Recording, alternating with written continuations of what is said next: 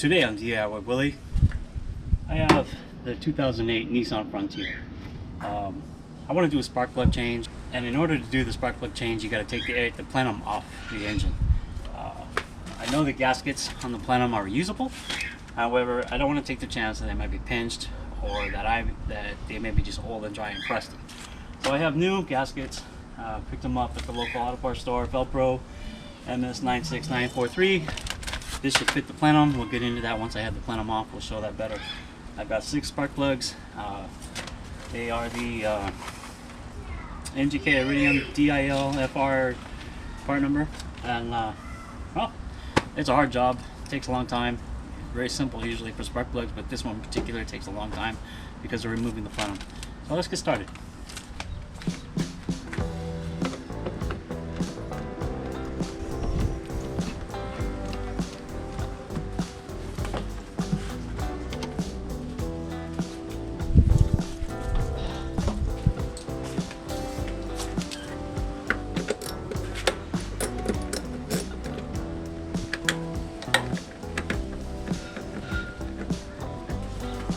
It's hard to work on lifted trucks. Now looking at the plenum, we've got these bolts around the side. That's what actually holds it down to the lower part of the intake manifold. We've disconnected everything all the way around it, and now I'll get those bolts out. These are 10mm, and we can take the plenum off. That gets us to these other 2 spark plugs on this side that are really difficult to get to otherwise. Okay. Okay, there it comes off. Here we have the bottom of it. These are the gaskets. They are reusable and they look to be in good shape. However, I did buy new ones because it was having a stutter now and then, and I was thinking maybe it's these gaskets here. But we'll check it out before we put it back in. Alright. Okay, we've got these 3 coils off. We'll see what we can do to get the spark plugs out. I gotta find the wrench and put the new ones in. Check the gap and put the new ones in.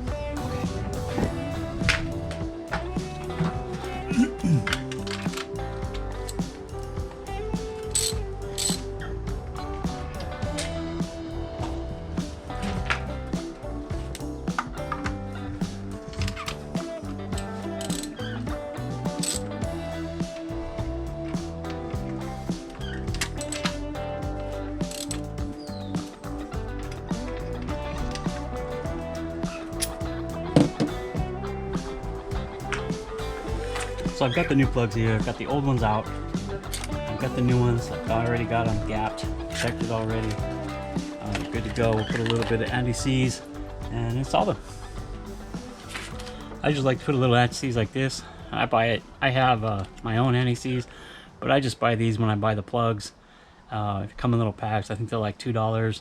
Just put a little bit on the plug like that and put it back in. Makes a mess, gets on your finger. That's alright, that's what your pants are for.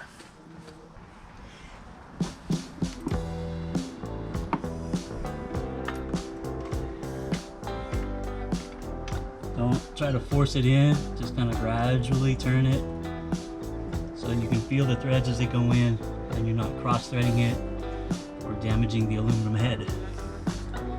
The anti-seize helps it to protect the threads, lubricate the threads. Kind of helps it from damaging or gnawing the threads. Also, you can get between dissimilar metals, you can get a little bit of corrosion, and they can sometimes get really tight. The anti-seize just kind of helps everything. It's a good idea to always use it. Tighten it. That feels about right there. I'm sure there's a torque measurement. I don't have it. We'll just call that it. Okay, next one. Doesn't look like it's even, but as it turns in, it takes the never seize and wraps it around the threads.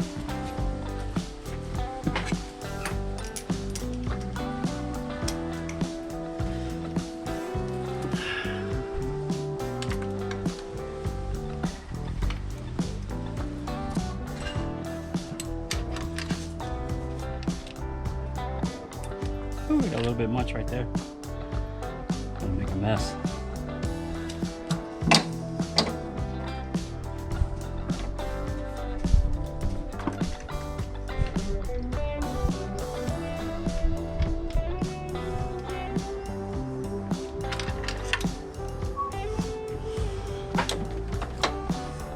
So that's putting the 3 on the passenger side in. I'll put the coil packs back in and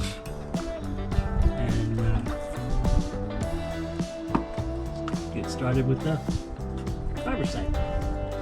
It is essential to take all this off because these 2 spark plugs right here are right underneath the plenum. It is nearly impossible to do it without damaging either the coil or even dropping the spark plug gun in there and damaging the gap on the spark plug. Just take the cover off. It's designed to come off. Just be careful with it, and it all should be fine. It's not that hard of a job. It's just labor intensive. It takes a long time. Again, these are just down. I'm sure there's a torque specification. I just like to run them down until they're tight. Click, click, right? Just give it a couple little, and everything will be fine. That's a lot of work for those 2 spark plugs. That's all we did that for. But I'll do the other side now, and then we can put it all back together. And hopefully it should run good. It had a little bit of a miss, that's why we're doing this. I did find that this spark plug here on this cylinder, the gap was a little bit off. I don't know if that's the cause, but hey, we're changing them anyway.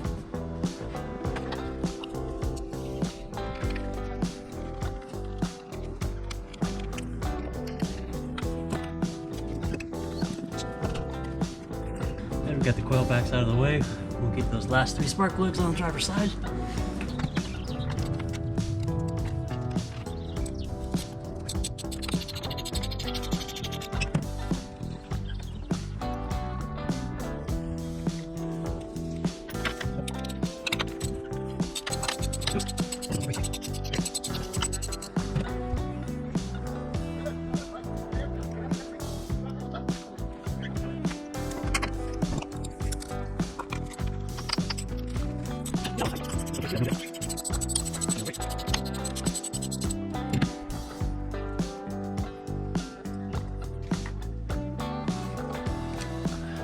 Okay, so I've got them out. I'm going to prepare the other plugs. I'm going to gap them. Well, check the gap and apply the never sees, and we'll get those back in. Okay, so we've got the new spark plugs ready. Go in, just kind of clean some of the never sees up. It does make a mess. Just a little bit here. We'll get those new plugs in. On this side, I've already gapped them to 0.044. Apply the never sees.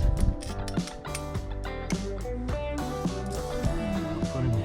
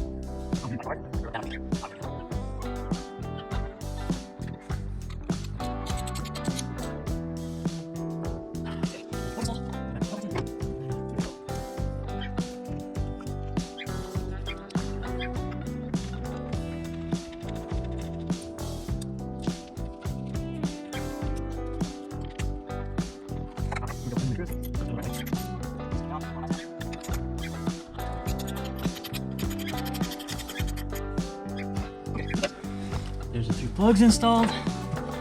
We'll go back and put the coil packs in. And then we'll be ready to go. Okay, new plugs installed. Now the hard part of putting it all back together. All that intake and clean up. Then we'll give her a fire up. Okay. I gotta take a break. I'm tired of leaning over these fenders. That's the problem with tall vehicles. You gotta lean over or stretch, and it's just hard to work with.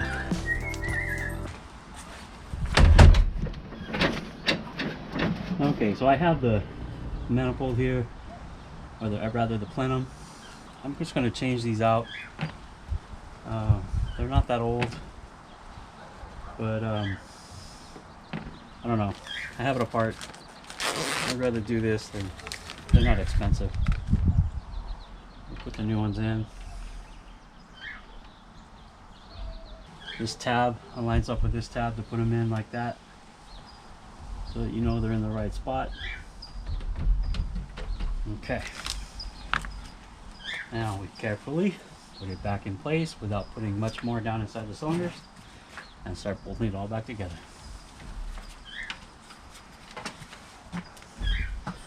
There we go. Get the hardware. Be careful not to drop any of these.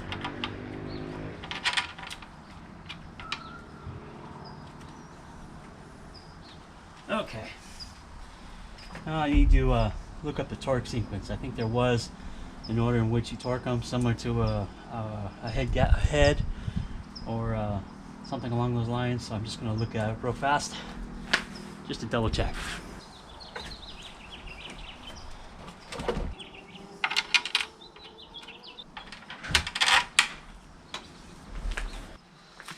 Okay, you want to make sure you get all your bolts started, including the two on this side. And when you put it in, as you saw, I put the vacuum hose on the back side. There's another vacuum hose over here on this side, but it's easy to get to. We can deal with that later. So we got two bolts down here. Get them good and started. And then we'll run these down and we'll torque them to 11 foot-pounds. You kind of want to do it in a crisscross pattern, much like you do a car tire. Again, we're just cinching them down. We're not going to tighten them up just yet. And once we get it all down, then we will apply the torque at 11 foot-pounds. These on this side are 12 millimeter. I'll just tighten those up real fast.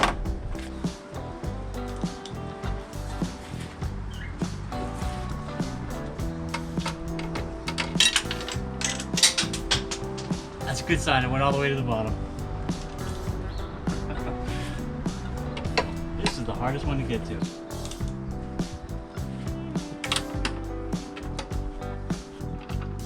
Couldn't Nissan have just made a little bit better process here?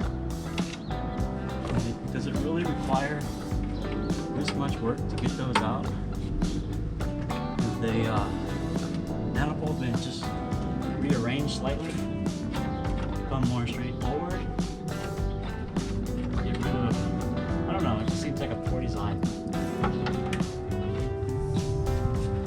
Okay, there's that one. There's that one. Now I'll get the torque wrench on. Okay, I've got my torque wrench set up here. I've got it set at 11 foot-pounds. I know it's not the best thing to use extensions, but in this case, I have to. So let's see what we got here.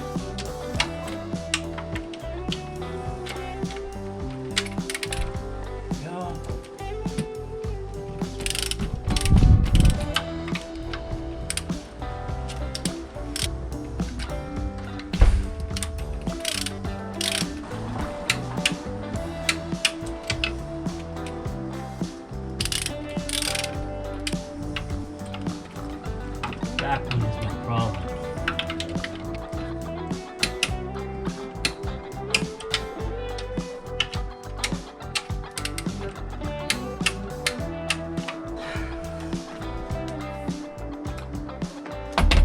Back one, I'm gonna have to just do by the seat of my pants, because it just does not want to work. Or maybe if I get a shorter extension. Yeah, let me try a shorter extension. Maybe we can get it in there.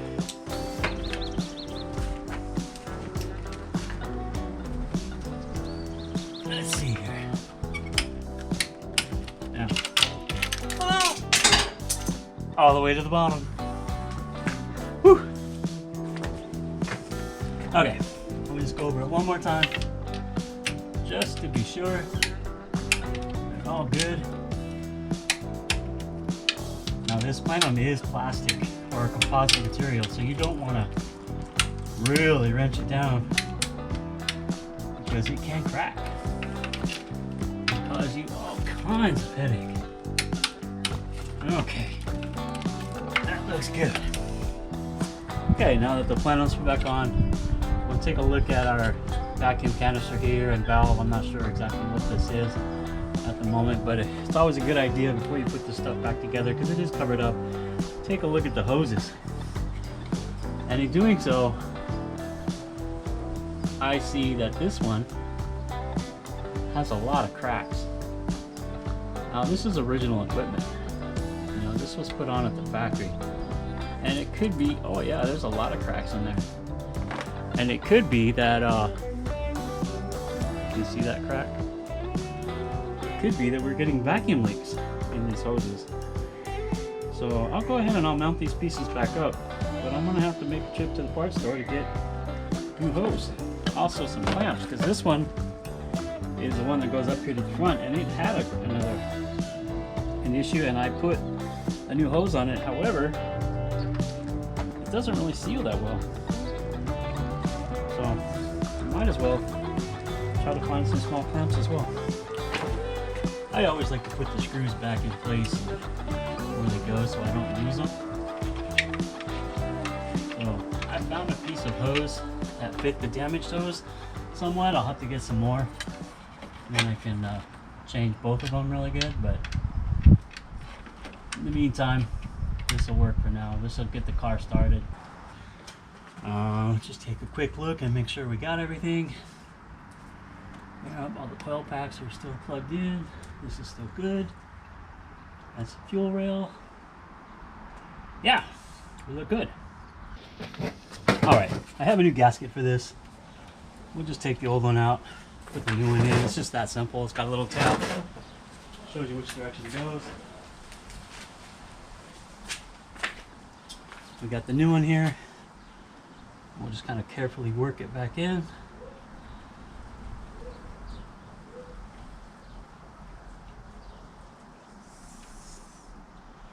Again, lining up that little tab. Now these get a little bit picky because they don't like to fit. But as you can see, I got it. Now where's my tissue? Just wipe the throttle body mounting face. Make sure that's good and clean. Okay. We've got our 4 bolts that hold that on. They're torque.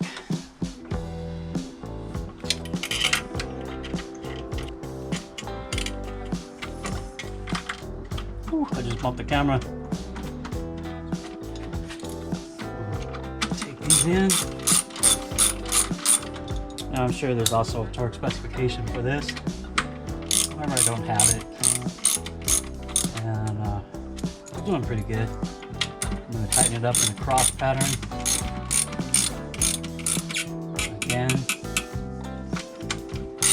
And once I get them all ran in, I'll just give them a quick once over. Yeah, I like that.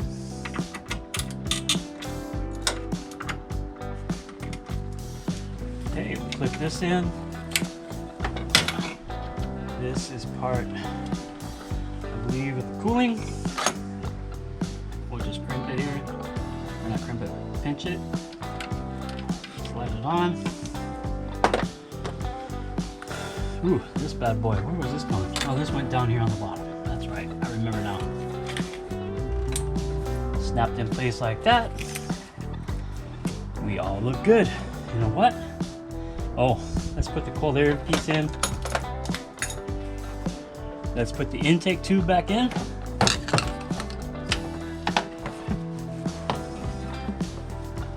And get us that much closer to starting it up.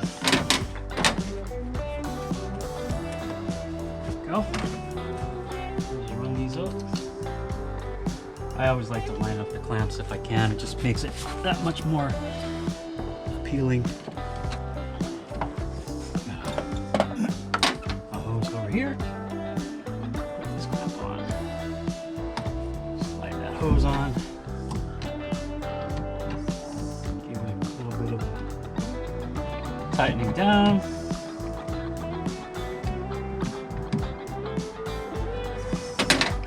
And then we have our map sensor. Quick plug in.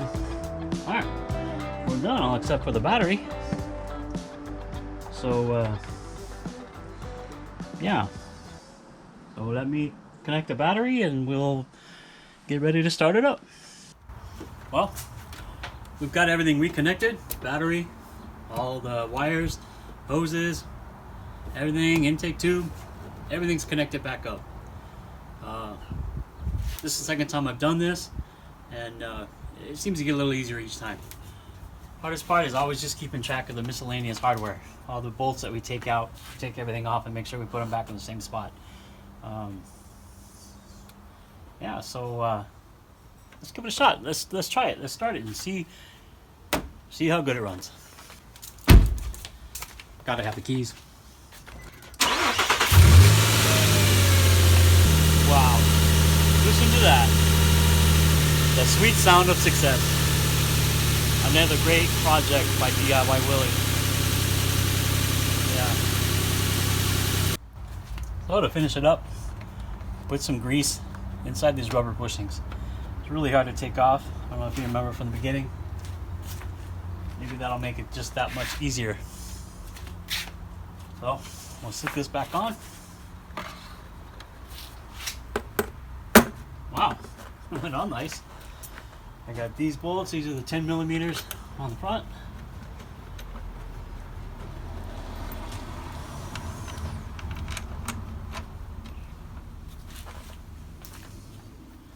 And I'll tighten them up. Just give them a little bit of a tighten here.